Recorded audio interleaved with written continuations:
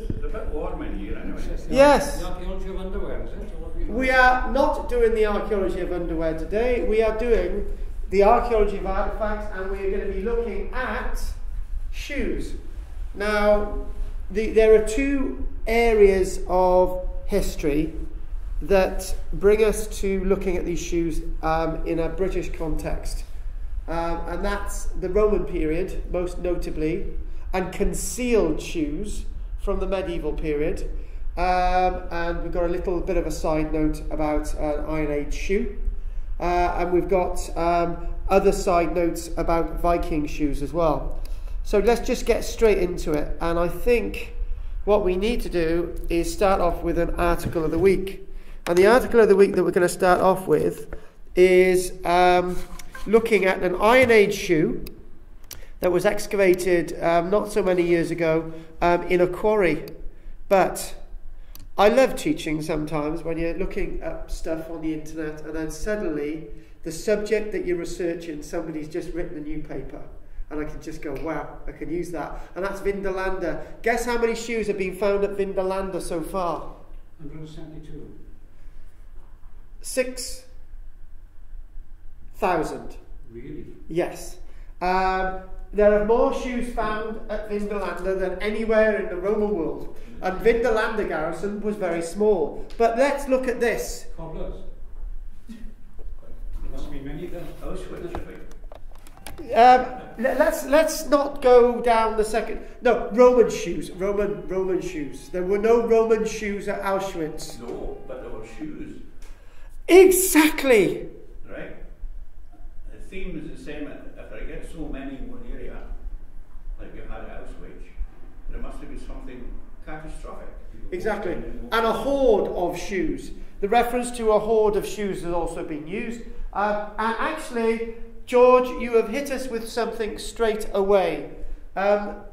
When we read the archaeological description that is written on the 10th of October 2016 about newfound finds of shoes at Vindolanda, 421 to add to this, to bring the total up to 6,000, it specifically says this, that there was an event in the year 212 that meant that the garrison had to be evacuated for a few months, and then they came back.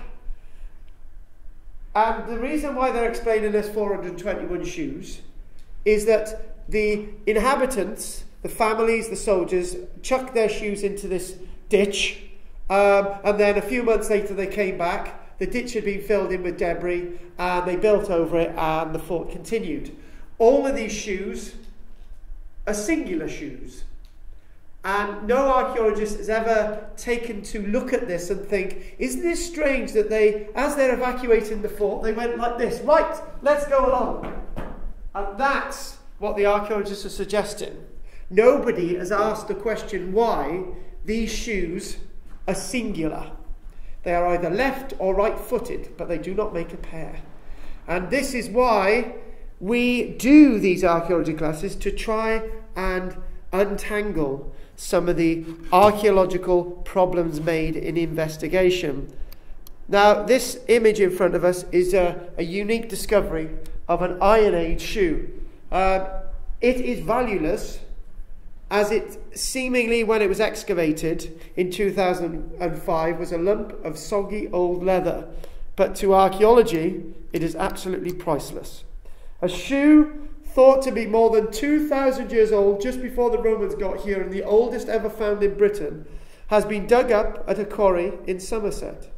The Iron Age relic found in a hollowed tree trunk at White Bull Quarry near Wellington is the equivalent of a size 10. And then Kathy harped up in Lantwick Major and said, actually, my mother used to have size 11 feet. And this article, because it's size 10, assumes that it is actually a bloke. But in fact, it could well be a woman's shoe. A team from Exeter Archaeology, Bill, Kathy's odd, we know, unearthed the shoe. They said it was so well preserved that stitch and lace holes were still visible in the leather. Now, this is after 2,000 years. As far as we know, this is the oldest shoe ever found in Britain. The shoe measures approximately 30 centimetres. equivalent to a modern size 10. And it says, perhaps suggesting its owner was male, but it could have equally, been from Kathy's example, been a female. The shoe shouldn't have had a base. Soles didn't start appearing until Roman times. It would just have been a leather pocket folded around the foot. The shoe has been taken to Wiltshire Conservation in Salisbury and has now been conserved. But that idea that it wouldn't have had a base or shouldn't have had a base is that the leather is just wrapped around rather than having a sole. The idea of footwear is wrappings, which we'll come on to when we look at the Vikings. The importance of the shoe is that these sort of things don't really survive at all in the archaeological record because they usually rot down, except if you're a Roman and you're at Vindolanda, where we've got over 6,000 of them. But this is an Iron Age artifact. Any normal shoe buried in the garden would have disintegrated after a couple of years. The fact that it had been waterlogged had kept away the oxygen that would have led to it disintegrating if the oxygen had been present. And I think this is an important find because it leads us directly into a short trail of images that we're going to do. Now, I want us to do what we do every week by quickly looking through the images to give you a background. Now, obviously, without saying too much, this is Roman. You can tell it's Roman because the hobnail studs, holes, and notice the protrusion at the front. This was a characteristic of both medieval and some Roman shoes, but they indicate that they would have been hobnails. Lots of shoes that we do find in archaeology are singular rather than a pair. Look at this here. This is not found at Vindolanda. This was found at another Roman fort at the Antonine Wall. This is a shoe found from a site known as Bar Hill. Naturally, going through these just to give you an overview. This is what we're actually going to do next. We're going to do concealed shoes. A concealed shoe is a shoe that's been deliberately hidden in a building for the reason that we're completely unaware of, but some people have suggested that by burying shoes in a building would ward off witches. Others say that they would attract witches because you wish to have a witch in your home.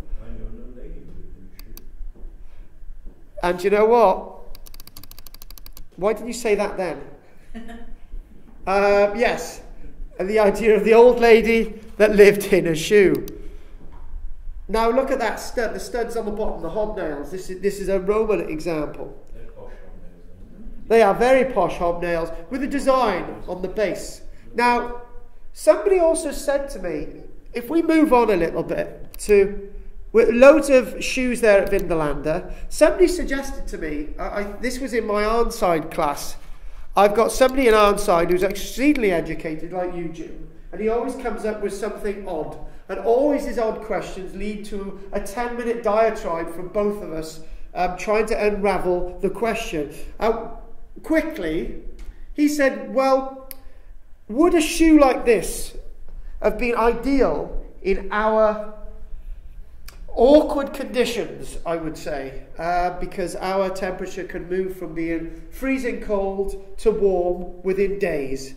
Frontiers that can seem extremely sunny and clement in the summer. In the winter, the landscape contains nothing but snow. Would something like this be ideal? And then he said simply, maybe all those shoes in the ditch didn't indicate that the fort had been abandoned. It was simply people saying, well, these are going to be no good in the winter months, let's just chuck them away. But that doesn't explain why they're singular examples. But if you lost one shoe doing something in that court for 20 grand, when you got back, there's no point in keeping one shoe by itself and throw the odd shoe away. So that may have been what happened. How do you know their parents? From what I've seen there, you could argue that there's no left or right, so they look identical. The idea of a left and right is something that would have come later. Yes, you are very right there, and that can go two ways. If we got that, that question thing, you go in that direction, yes or no. Okay, there was no real idea of left and right. There were in some circumstances. Yeah, but we're talking about shoes for women as well, for women, and we're talking about shoes for children as well. So there's a whole variety. So not just soldiers, Rob. The other thing could be that in today's modern day and age, we have one shoe, that design, and the other shoe has to be the same design as in here. However, who's to say that they didn't have one design on the left and another design on the right? That's another way of looking at it. That looks more like a modern day football boot.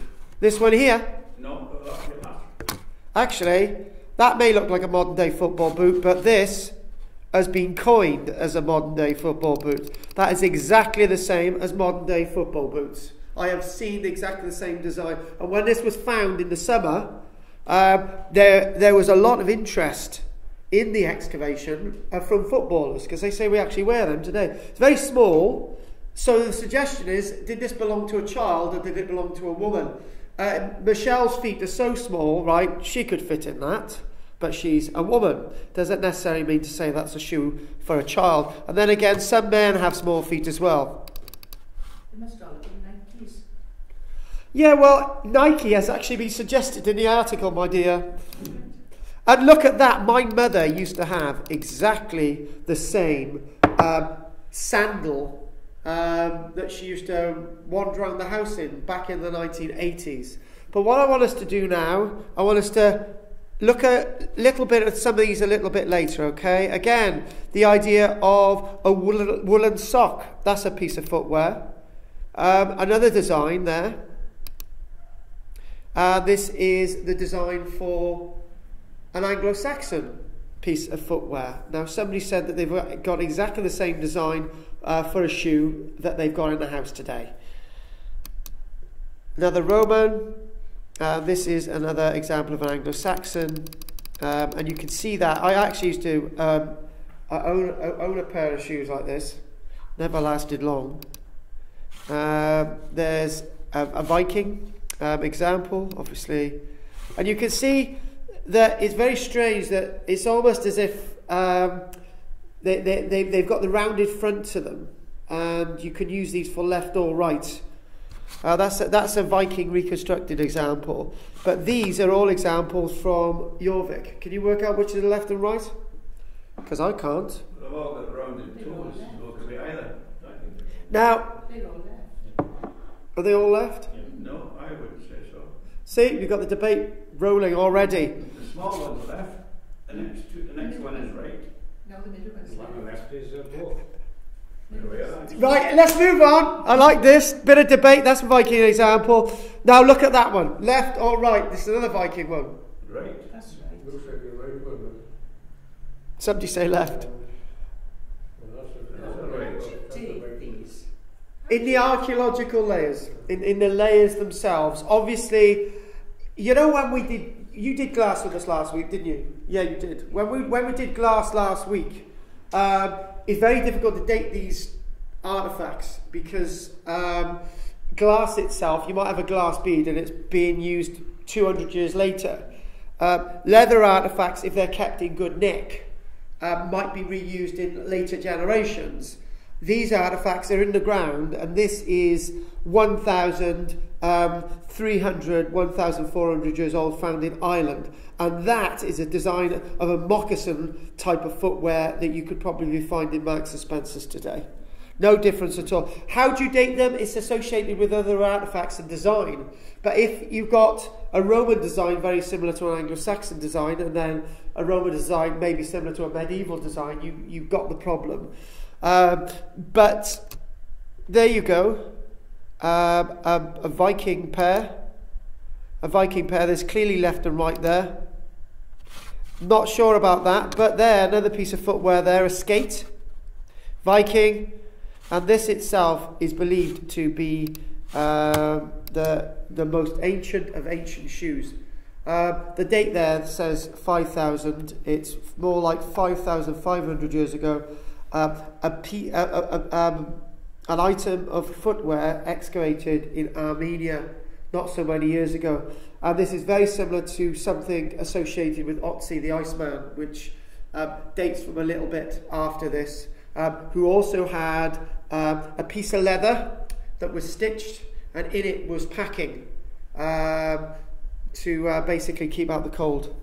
Did you say Armenia or Amana? Armenia, not Armenia. not Armana, which would put us in Egypt. It looks sandy and Egyptian.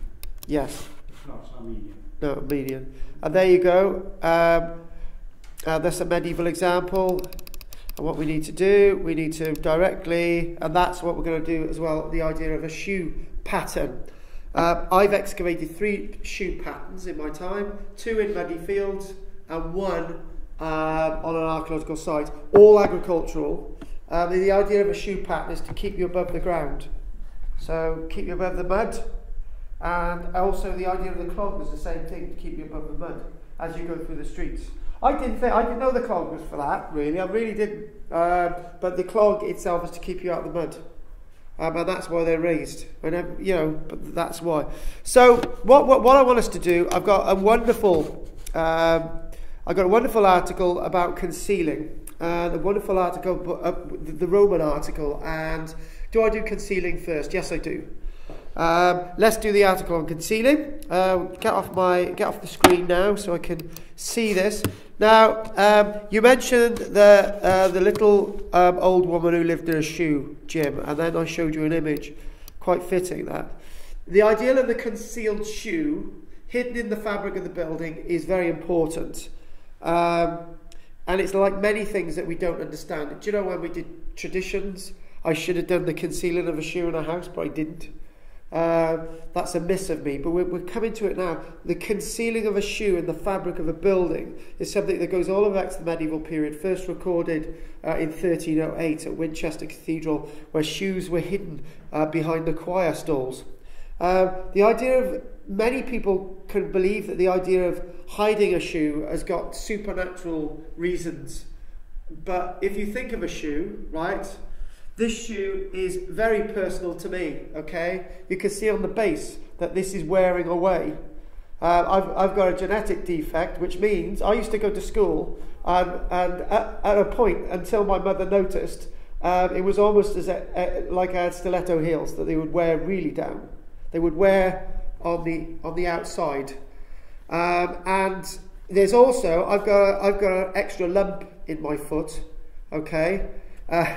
Which is a family defect. Another family defect is we've got big noses and there's a few other things. But anyway, what I'm trying to say is that there. Pardon? This shoe itself, you could probably tell my height from looking at the wear on this shoe, that I've got some kind of defect on how I walk with my gait. You could. Duck-toed. Pardon? Duck-toed. Duck-toed. That's a good one. You might not be able to tell if you're male or female from this, but you'd be able to tell probably my weight, as I said, my height, probably get an idea of my age, and so on, all from a shoe. The shoe, in other words, whether you believe any of what I've just said, you will believe the following. The shoe is a very personal artefact indeed. Shoes, when they're being concealed, have been found in chimneys, under floors, above ceilings, around doors and windows, above doors, and sometimes in the foundations. It's believed that they were containing magical charms. They would protect the occupants from demons, fairies, ghosts, witches, boggarts, things that went bump in the night. Others may have been intended to bestow fertility on a female member of the household, or been an offering to a household deity. Now, it could actually mean many other things as well. When we mentioned this today, Kathy in Lantwick Major said to everybody in the room, she said, "Oh, you've all concealed a shoe in a new house, haven't you?" And everyone went, "What? No. Oh, we did in North Wales." And then she went on to say, in North Wales, even in the 1920s, lots of people didn't possess any shoes. The village that she lived in was a very poor village, and apparently later on, when she was going up to the grammar school, one boy couldn't go up to the grammar school because the prerequisite was that he had to own his own shoes. He passed the was it the 11 plus or whatever, but he couldn't actually go up to grammar school because he didn't possess any shoes. What I'm trying to say is the shoe is a very important artifact. It's very specific, but it doesn't represent everybody in the past. Concealing a shoe can be seen in a stately home, in a public house, in a normal house. Also, shoes can be concealed in Benedictine monasteries. And the idea that they're being concealed in a Benedictine monastery must mean that they have nothing to do with female members becoming pregnant. They are to be found in Baptist churches. And Northampton Museum itself has a record of all these concealed shoes across Britain. Over 1,900 of them. It makes 1,900 concealed shoes, and then you look at the 6,000 seen at Vindolanda, but they're not concealed, they're there for another reason, for various different reasons. It's So, not just the old dogs, it's whenever I had a dog, I used to steal my shoes and hide them somewhere, and it was fine. yeah, you're not going to have a dog placing a shoe above a door lintel, but there are some strange dogs. Yes, there was an example by Gilbert, his name is, in Arnside. He bought a house, and whilst they were renovating the house, they were taking some of the panels off, and there was a really rotten lintel. And it was probably an oaken lintel, and as they were removing the oaken lintel, a shoe fell out, and they had the shoe dated to 1542, which would probably mean that is when the house was constructed. He put it on the table after having it dated to say to his wife, look what I've got, look what they've told me about the shoe. His brother-in-law come in the house, saw a rotten old shoe and chucked it in a bit. He was not too impressed. But that's his own example of a shoe being hidden in a house. And I was very pleased that he shared that with me, because it starts to make you wonder why these shoes are buried there. Out of the 1,900 reported up until 2012, half of them dated from the 1800s onwards, the other half before that into the medieval period, and half of the full collection represented shoes belonging to just children. Where did you say that record was? Northampton Museum.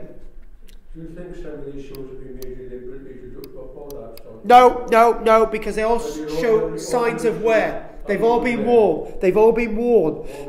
Now, if you want to talk about the Mary Lloyd, the horse's skull, it was absolutely...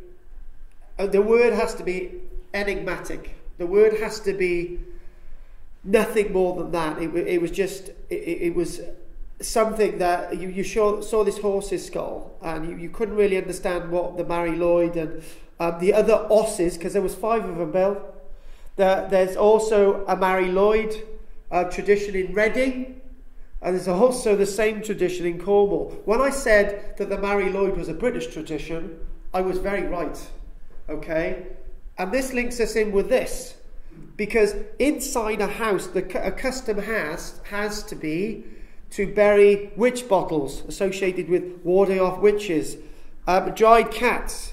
In fact, some of the cats that we have found embedded in walls were not dead when they were placed there. And horse skulls and rats and other animals have been deliberately entombed. You can't entomb a live horse in a wall because his head's already removed. But that just links us in with... You had a baby cow in the skull. George. Yes, thanks, George. It was alive. But say that again. What's this? You put a live calf, In the back of a car, coming from market. but it wasn't entombed in a house, though, was it? No, but it's different. It's one little shed. Stable, actually, it was. It got bigger. That's usually a horse's skull which has been decorated. That's right. Yes. But with all this, if you want to link in the Mary Lloyd with a horse's skull in a house, and you want to link in a shoe into the house, and we don't really understand what the Mary Lloyd is about, then if you want to open up the picture, we don't really know why people are concealing shoes. Apparently, after the First World War, it more or less disappeared. Yes, it did. In my stay, Yeah. going around in about 1908, 9 or something I've seen the photograph. Yes, I've seen it. They still do this. They do this in Can they have Florence, New Year's Eve? Yes, they do. Village. But it's not a Halloween festival. It's in fact an after Christmas festival. Yeah, they do. But why they were doing it in Boscastle, there's another reason which I'll tell you in the break. But anyway, moving on. The concealing of shoes. An expert, an archaeologist known as Brian Hoggard, observed that the locations in which these shoes are found suggest that at least some were concealed as magical charms. How does he know that? I don't know. It's said that the tradition of concealing shoes is not a tradition that is only seen in Britain. The index that they have also expands to Canada. There's also references in the index of concealed shoes being found in North America, Australia, other European countries. The custom of concealing shoes in the fabric of a building appears to have died out in the 1900s, but some examples, 50 examples of concealed shoes, have been found in buildings that have been renovated after the 1900s and dated not before the 1900s. Now, analysis of the concealed shoe index reveals some stats. I like stats, as we know. When we did stats about beads last week, it was great. Now, 25%, 26.2%, about a quarter were found concealed in chimneys, fireplaces and hearths. Why there? The next, 22.9%, again, more or less a quarter, were concealed under the floor or above the ceiling. Why? These are all in strange different places. Almost about 25% were seen to be concealed in roofs. Then we've got about another 25% left. Some were concealed around doors and windows. Well, the door and the window and the chimney might be to try and stop entry of something coming down the chimney to ward off. In the window, but you'd have to do all windows and doors. Under the stairs, to ward off people going upstairs, or bogeyman. Yes, and some are buried directly in the foundations of buildings, and not just from a mansion, manor houses, even hospitals, workhouses, factories, public houses, colleges as well, ecclesiastical buildings. They're found in many, many different places. Most of the shoes themselves, the concealed ones, are of leather, but some wooden clogs and galoshes have been found, rubber galoshes. Obviously the rubber galoshes are probably post 1900, but we've got rubber just before that as well. Rubber galoshes, of all things. If you don't know what a galoshe is, it's a cover placed over a shoe when you go out into the mud. It's like a Wellington.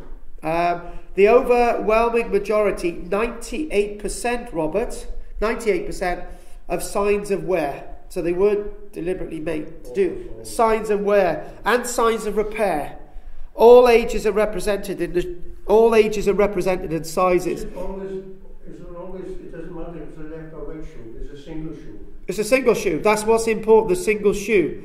And whether, somebody asked me, what about a pair of shoes being found in the house? Don't have that information. Babies to adults, the ratio to adult to female, there's 21.5% adult, 26.5% female. Can't work anything out like that, it's equal. But then the 50% belong to children. Apart from their significance to folklore, concealed shoes give an important insight into what ordinary people have historically worn on their feet, or, as the case may be, not worn on their feet. And I will state this. To own a shoe today, to own shoes today, let's wave these around, it can be seen that I've actually got money to afford a pair of shoes, okay? I see people in London begging, and you can see their toes sticking out of their shoes. But in fact, I'm quite tight. I'm not going to probably buy a pair of shoes until there's holes running through these. Sandals, exactly. Maybe shoes are a sign of status, if anything, but some people might choose not to wear shoes. But there's more about status about shoes than there are about jewellery.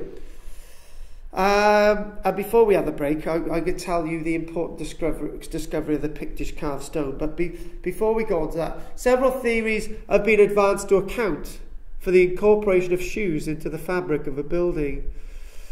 I would dismiss the fertility charm, but the rhyme, there was an old woman that lived in a shoe, may be something to do with fertility, because how many children does she have? Nobody knows. So many.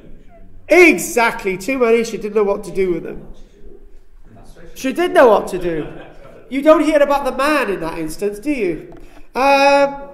It was a shoe by the side of the road, so we can go in different angles there. What about the shoe? A shoe being tied to the back of the bride's vehicle on a honeymoon, or attaching shoes in many other different ways. Archaeologist Ralph Merrifield has observed that in the English county of Lancashire, women who wished to conceive might try on the shoes of a woman who had just given birth, a custom known as smirkling. Interesting stuff. Another theory, and the one favoured by most scholars, argued that shoes were concealed to protect against evil influences such as demons, ghosts, witches, familiars, boggarts, fairies, things that go bump in the night, the bogeyman, the Candyman, whatever way you want to look at this. Witches were believed to be... this is what I don't really understand. Pat, we're meant to start early today, but don't worry about it, Pat. Sorry. You know, they say the early worm catches... Thank you, Pat. Take a seat. We're just talking about shoes. We're getting to the interesting bit here. Now, this is something I don't really understand. If you bury a shoe in a house, it's to ward against evil, agreed, that they don't come in. But some believe, this is really distorted, witches were encouraged to come into people's homes. The shoe itself was believed to entice the witch in, and then she could be trapped in the shoe. Now, there is something interesting. If the church is a church, I can't even get my words out now, Pat. If the witch is attracted by the human scent and enters the house, and then cannot leave, it means you can't get rid of the witch. But it could be, translation could also be that the witch is trapped within the shoe, but she can't get out of the shoe. Hello, witch. And then you bury the shoe somewhere else. It's a very strange idea that we've got with our local folklore. In the 1300s, it was mentioned about shoes, a certain John Scrome, who is an unofficial English saint. And John Scrome may have been the source of the belief that shoes had the power to protect against evil. Scrome was said to have succeeded in trapping the devil in a boot, a legend that may have its origin in a more ancient folk belief, i.e. Christian religion, taking some of the religions that already existed, which is what lots of established religions do to become accepted. But the devil, moving away from Christianity a minute, trapping evil spirits within a shoe seems to be the underlying element with all this. But it's very strange. If you've got 5 windows in your house and you put the shoe above that one, what's stopping a witch coming in through the other windows? Or say, for example, you bury a shoe underneath the doorstep of the entrance into the house. Okay? What's stopping the witch coming the back way? Because if you look at the tradition again about Mary Lloyd, if you don't allow the Mary Lloyd into your house, if the Mary Lloyd can find entrance elsewhere into the building, the Mary Lloyd will make her own way in. So, I'm not saying the Mary Lloyd represents the devil at all. I'm saying that lots of these things are intermingling, interlinks. The numerous shoes, some historians and archaeologists believe, linking with household spirits, household deities. Now, how many of you have seen the films about Harry Potter? Okay, and in 1 or 2 of the films about Harry Potter, there's an underlying text about shoes. This one girl has her shoes hidden, and she has to find her shoes again to get the power back. There's also another sort of pseudo reference to clothing. If you give, say, a goblin a pair of shoes, it means that they're no longer attached to you. If you say, for example, you've got a house elf, for example, if you give the house elf a pair of shoes, it means they're free. And you've got all these different things, all these things put into the cauldron as they mix together.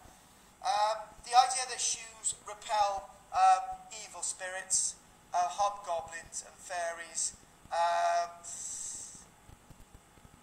is something else, but also giving fairies an item of clothing also gets rid of them. So you might be wanting to be linked with the fairies, hence why they're found in specific houses. You might actually be a witch. That's why you're putting a shoe in your house and putting it above a certain doorway. It's always assumed that our ancestors were warding off against evil spirits. What if our ancestors wished to have evil spirits in their homes? We don't talk about that, do we?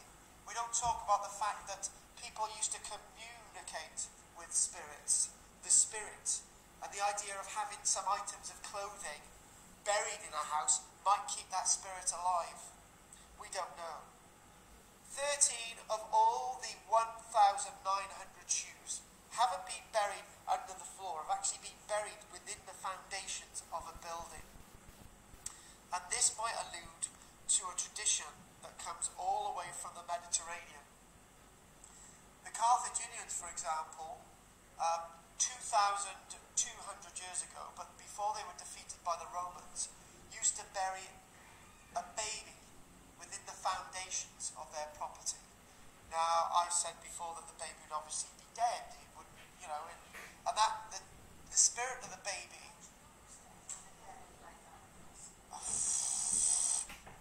Mary, I'm just trying to take a nice take on history. Let's just be nice, okay? The baby's no longer alive. You just want to do. I didn't know you liked gruesome. Mary, it's not like you. Right. Oh, the baby is buried within the foundations. That means to say that the spirit of the baby is kept alive. And when I said this, Kathy turned around and said, actually, you jogged my memory. In North Wales, the strange people up there, in North Wales, we used to bury shoes within foundations of buildings, not just under the floor, within the foundations, to actually, the builder would put one of their shoes in the foundations so that his spirit would remain within that building after the builder's passed on. So you can imagine, the builder's got a whole collection of left or right shoes, because the rest of them are being buried within these properties. Right. Now, before I go on to the break, I'm going to tell you about this wonderful discovery of a Pictish carved stone in Scotland. Now, this Pictish carved stone in Scotland is so relevant and so important as a very recent discovery that I got very excited when Michelle said, "Oh, look at this, they found a carved stone in Orkney." And I said, "What? A carved Pictish stone in Orkney?" I had to ask her to repeat. Do you know what? Guess who's an academic at this university? Me. And guess who can touch this stone and look at it? Me. Now, because I'm actually based at Orkney University, Pictish carved stone discovered in Orkney, and look at that date, October the 28th, 2016. That is so fresh off the press.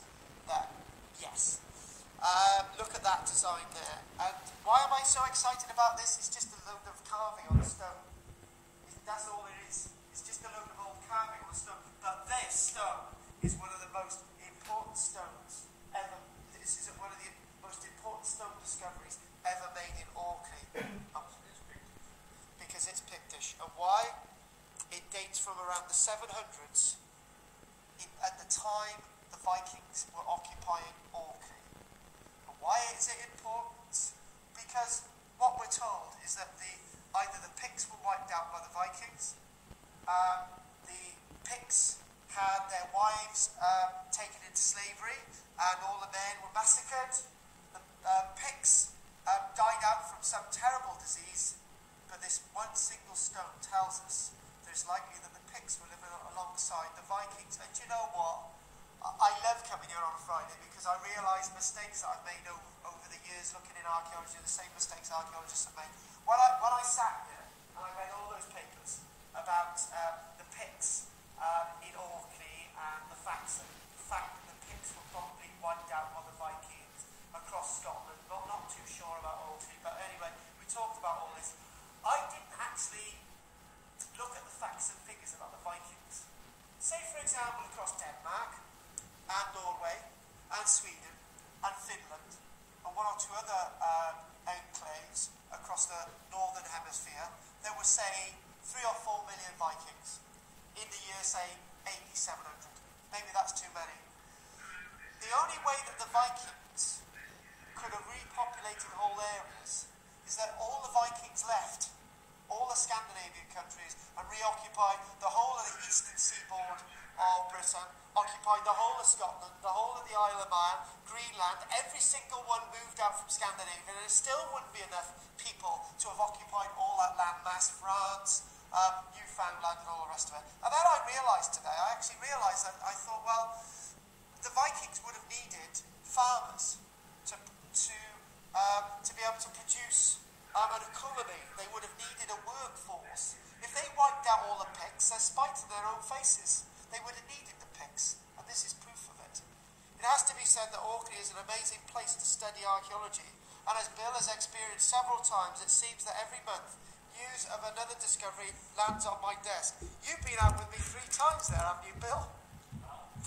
Orkney Research Centre for Archaeology, with support from Historical Environment Scotland, completed the delicate rescue mission to recover a rare Pictish carved stone from an eroding cliff face in East Orkney mainland. Erosion by the stormy seas surrounding Orkney and its various islands is a very tangible threat to the coastal archaeology, the archaeology of the landscape.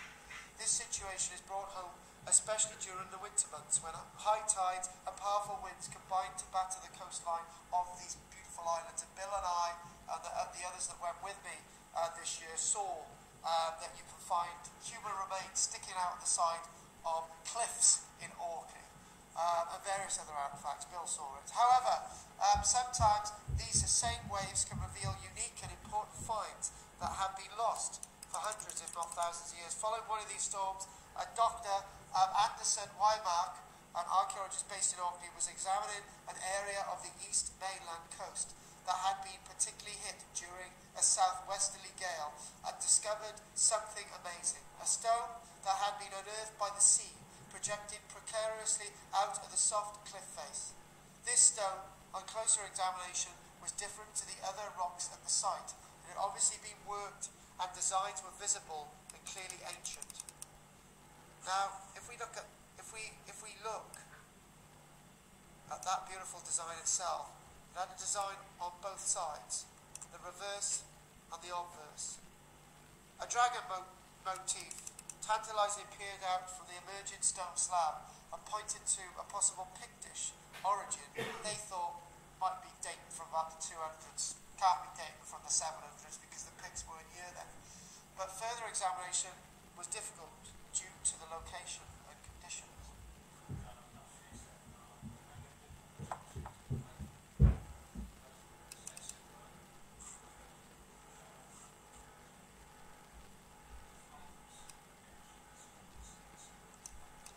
Yes, but what we do have, Bill, if you hang on a minute, right, that's the Christian cross.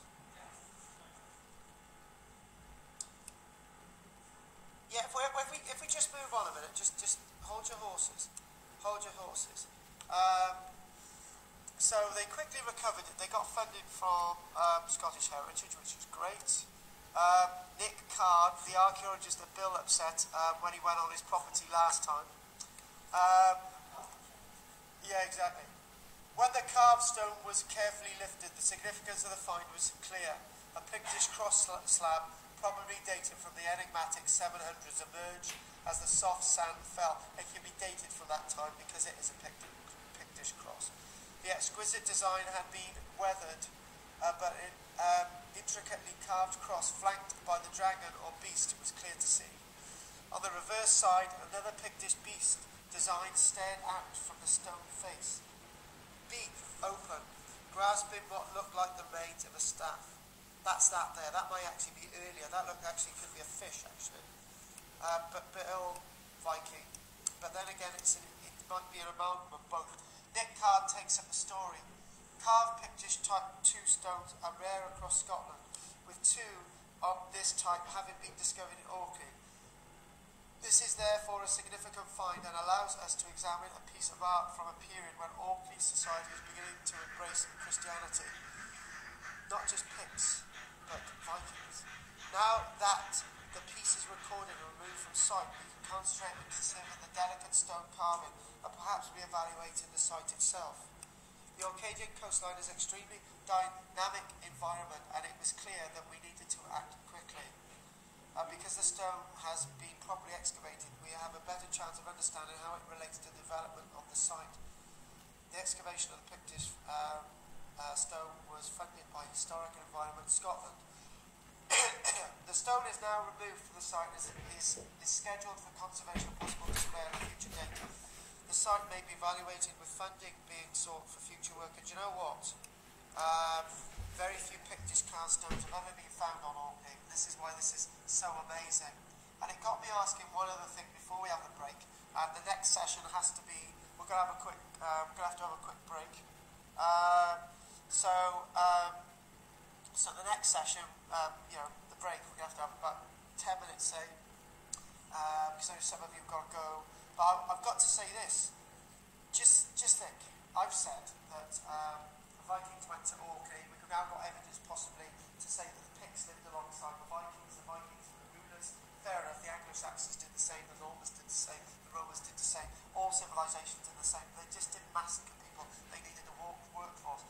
How about this? Lindisfarne. When Lindisfarne was sacked in the year 793, in January 793, Lindisfarne may have been sacked by a boat which was commanded by a Viking, and those on board the boat may have been Picts, who may have in fact been Christian Picts. They sacked Lindisfarne and the holy site, we're told. But then again, the sacking of Lindisfarne may never have taken place. There's loads of different angles archaeology can go, different understanding, but it's very likely that the Picts lived alongside the Vikings. Any questions before we have a quick break? No? Okay, stop. Break.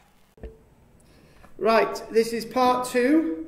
This is known If the Shoe Fits. Now, I think it's absolutely amazing when I get an article that is about what we're doing, and it's just been freshly published.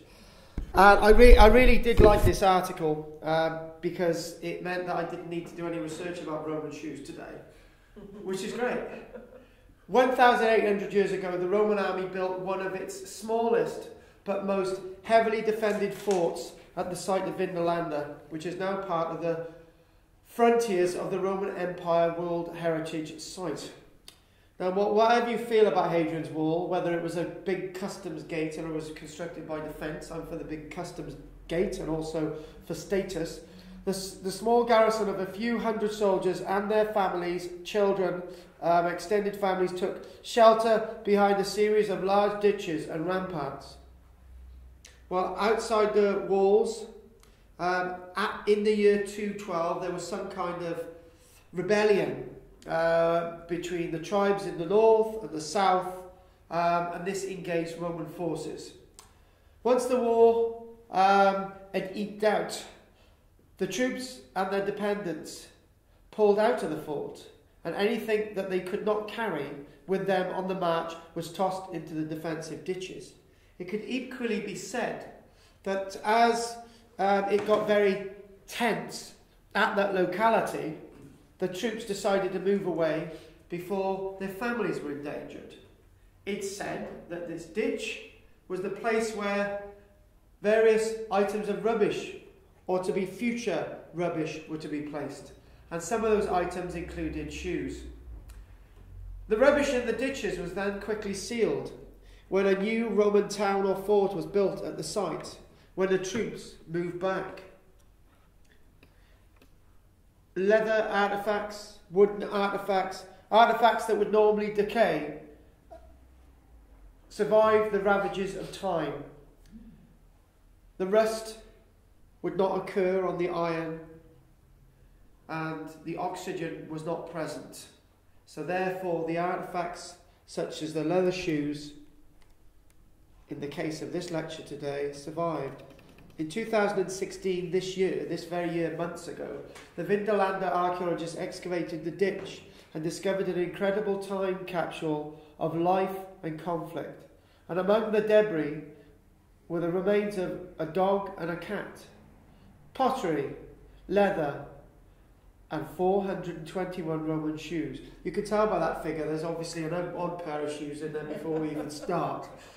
Visitors who were lucky enough to come to Vindolanda this summer watched in amazement as shoe after shoe was found in the ditch, each one a window into the life of a type of person who might have once worn it. Up until this point, the closest we could ever have got to a Roman at Hadrian's Wall were the tablets that have also been excavated at Vindolanda, thousands of them. Basically tablets saying, "Philomena, please come to my party next week," or "Please, can you bring me some underwear because it's very cold up here." And we see all those writings by those two very descriptions. We see that women are there, and the other one we see that men are there. Can I just have Go for it. Still going about the singular shoe business.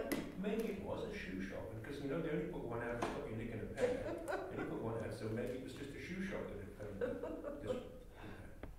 Well, we don't know at all. And but it's more. You're arguing that but they would be worn a second-hand shoe shop. Or the second foot. Actually, I've been blogging that the concealed shoes from the medieval period have been worn. Where I'm not saying for one moment that all of these have been worn.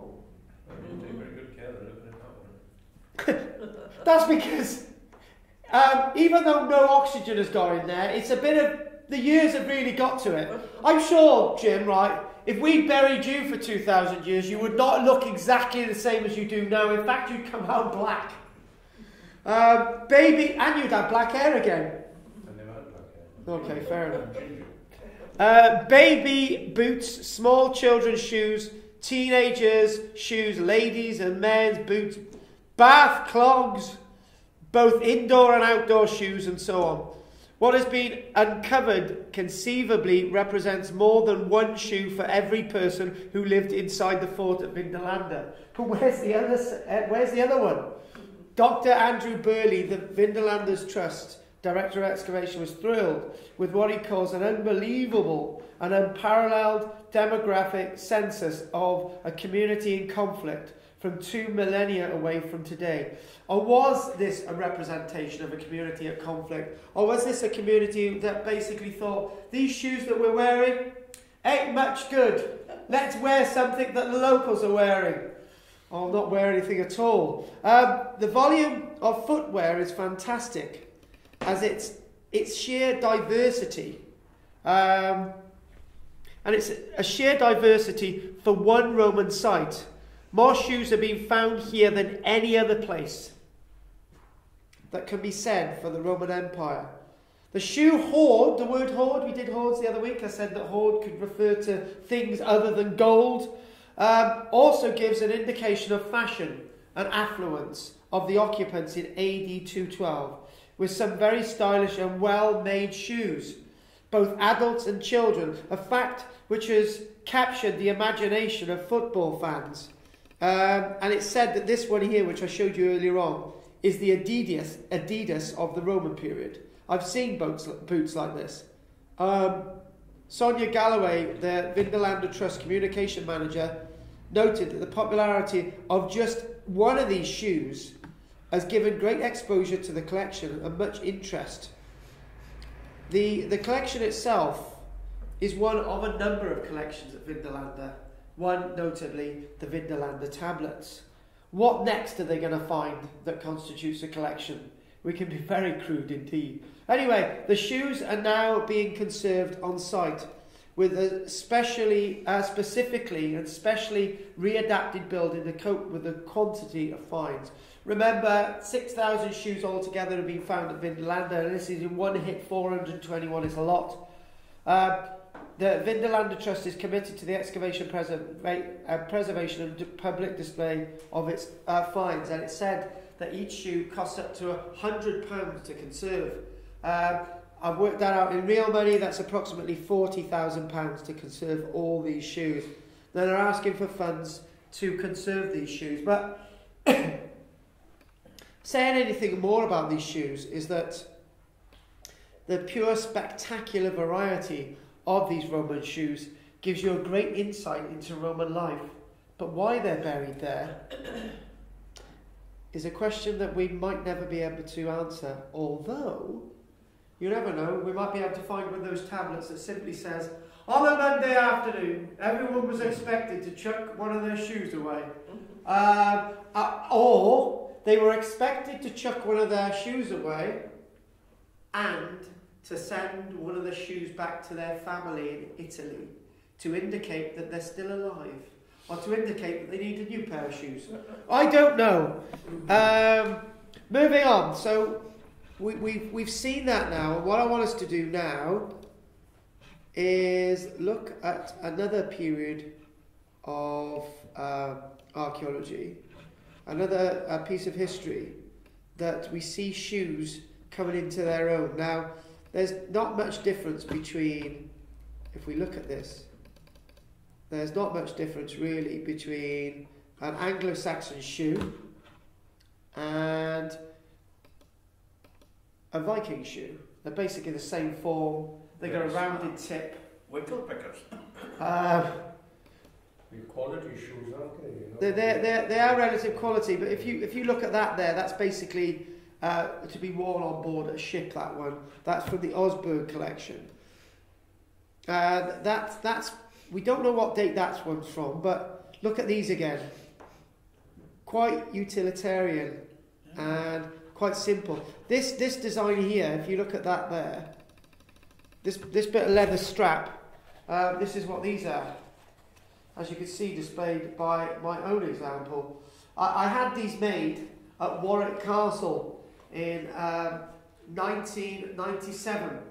And the first experience of Warwick Castle was somebody going around saying, anyone interested in buying an example of the holy dashboard? And somebody was showing me a piece of timber with bits of blonde hair sticking out. I didn't know Lady Diana, who only died hours before.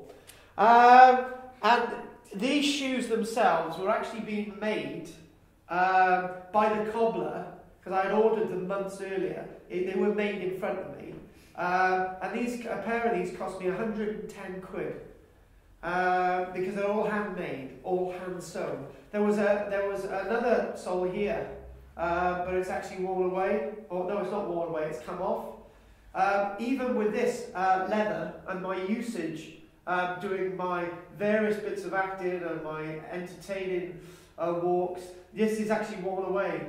As I said earlier on, with my shoes, there's lots of wear. Now, this loop would have contained a piece of leather, which would have been bound around the leg. Bound not just around the top of the shoe, but bound actually around the leg for fastening. This may have actually contained maybe some moss or hay or straw to actually give it some kind of protection against cold conditions. This next article here goes as follows. Now, this might not seem relevant, but the idea of wrapping around the leg and then entering your foot into the shoe is very important. Some of the Germanic peoples coming over here, the Saxons and the Franks, have been known to have worn leg wrappings. This consists of two long narrow strips of cloth, typically wool, which were wound around the leg and then the foot. By starting at the knee and wrapping downwards and ending at the toes. No clips or fasteners are needed. The wraps stay firmly in place, even during vigorous activity. During the Viking Age, the fabric would have been woven to the correct dimensions for the intended purpose, rather than cut from a larger piece of cloth, as depicted in this image here. So you've got the leg there, and this was bound, and then you'd put your shoe on. It's basically a sock, a bound sock. Now, this next bit is a bit odd, but it says that there are descriptions of swathing bands wrapped around legs of an individual called Grimir. It's also said that these leg wrappings provide significant protection to the lower leg when crashing through dense brush, such as exists in Icelandic birch forests. In addition, they help keep legs and trousers warm and dry when walking in snow. So these leg wrappings were to give extra assistance as you would enter your toe into this wonderful shoe. Now, we talked a lot about shoes, and one thing that would definitely keep us out of the mud would be something known as a shoe pattern. One thing that can be said about the shoe pattern, and I'm going to go to the image of the shoe pattern, which is here. There you go, you can all see that. This shoe pattern itself was a design that was probably used sometime at the end of the medieval period, sometime in the late 1400s, all the way through to the 1900s. That's an example of a clog, and that's simply to keep you out of the muds of the day.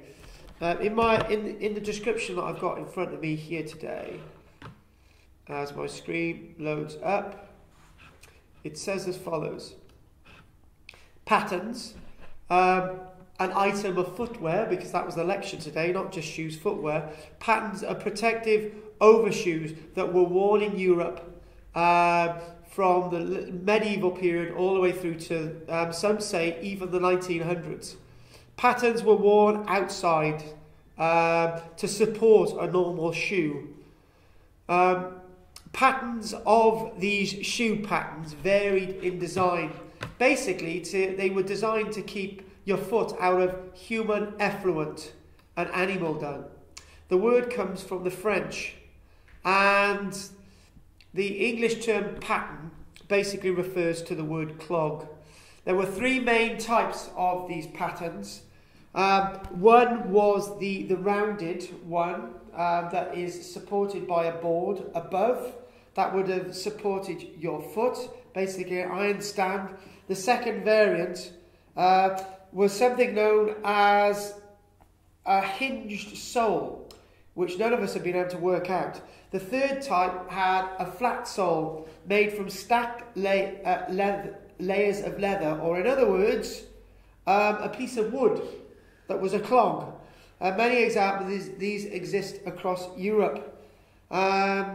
And by about the 1400s, the idea of these patterns become very popular. It's probably because people were sick of walking in the streets of London. So, what we're going to do a brief recap, and then we're going to call it a day. So, if we want to go back, and then any questions? Yes, with all this leather flying around, 6,000 shoes, etc., there must have been a large herds of cattle and tanneries. Have you found evidence of any Roman tanneries anywhere? Because there must have been lots of them. You've caught me on the hop there. I'm going to say there's got to be evidence of Roman tanneries outside towns and cities, because they would have stank to high heaven. But also outside towns and cities, we've got evidence of other industries like pottery making, iron working, treatment of various materials to basically stop the fire risk in Roman and medieval towns. Anyway, let's move on. I do believe I put the wrong plug in. Yeah, I have. I put the word for it. Oh, what is it about having 4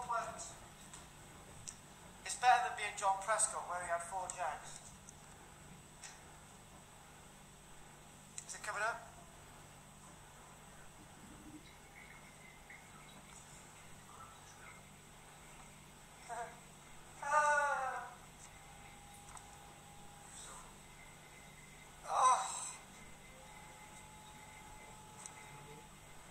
Logic. Right. Now we look at this design again and just sort of recapping through these images. You've got the idea of a beautiful design on the base of the sole here, and not very much different from this medieval design, but this is a Roman design. The hobnails, which are extensively found on Roman sites, the hobnails just coming off naturally. The large collection of Vindolanda, and just remind us, now the shoe itself as a design hasn't really changed. You could say that jewellery has changed quite dramatically in what people wear, but the idea of what we wore on our feet hasn't really changed over generations. This is described as the Nike or Adidas boot of the Roman period, the precursor to a football boot. Now, I remember saying earlier on, I said I'd come back to this, that my mum actually had exactly the same pair. This is classed as a slipper sandal. Let's just refer to it as a sandal. My mum had exactly the same pair of sandals, exactly the same. And I can remember wandering around the house in the 1980s. And that design itself, the designers are broken. Let's keep manufacturing these. And we skirted over this earlier on, a child's woolen sock. Now, I've got to say this, whenever we see films of Roman soldiers, we always see them in sandals, don't we, marching through the muds of Britain. Nobody has ever chosen to remark that actually they probably wore boots, Roman examples of boots, because they would have suffered from foot disorders as we do today, and there's no reason to say that they didn't have socks, because they did, because this was found, and Vindolanda as well, children's sock. Very different designs of these boots. And we mentioned about the Anglo-Saxon designs, and it wasn't until the late 1700s that mass manufacture in boots was taking place. Factories, cottage industries, where somebody would say, right, I want 10 shoes, and I want them to be all a set size. And then you've got basically people not having specifically a pair of shoes that fits their gait, that fits their foot, which is when the idea of a shoe telling you everything about an individual actually changes. The shoe just becomes a piece of furniture from the late 1700s onwards as they're mass manufactured. The best example of a shoe factory in the world is Gettysburg.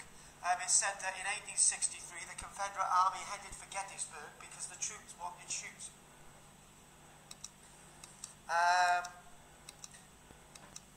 And you're seeing these boots, these shoes excavated in York. Go for it.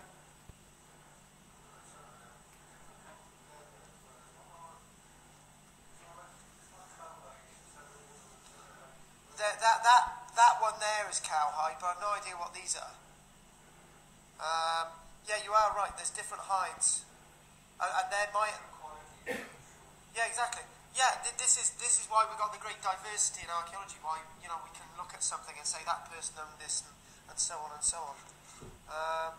And again, we mentioned the Osberg example. There's reasons why that boot's like that, and there's reasons why there'd be wrappings as well. And just interesting examples like this, the early medieval period where it was patinated. Again, more Viking. And one thing, about footwear, we've only just gone on the surface, but just think, the Roman, start again, the Vikings are some of those that actually had skates. That there is a Viking skate. This is actually excavated in Denmark. We've got other examples of skates, and obviously another form of footwear. That would have usually been, there'd been a hole drilled through these either end, and then they would have been strapped to the foot. And then the oldest example of a shoe in the world as we said earlier on. Just one last look at this. Packing. Our ancestors as well suffered from having their feet being cold. They would have had the same problems that we have today. And they would have needed to have kept their feet warm. Moving on again. You've got there a medieval example, and usually in the medieval period, you'd have the tip of the foot protruding so much it had to be connected to the knee. You seen that?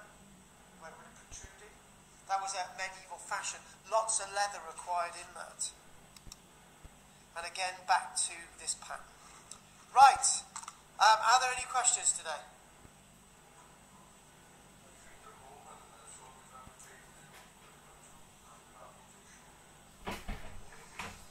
Well, from different regions.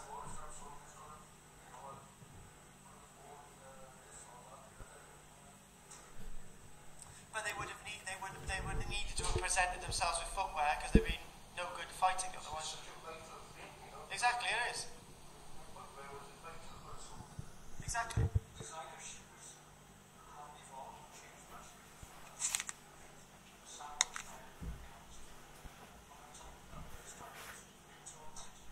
Amazing, isn't it? Exactly. Exactly. The shoe controlling artifacts because it constricts your foot from its natural form. Any more questions before we finish? No? Have you all enjoyed this week? Next week, back to 2 o'clock. And thank you very much, folks. Thank you.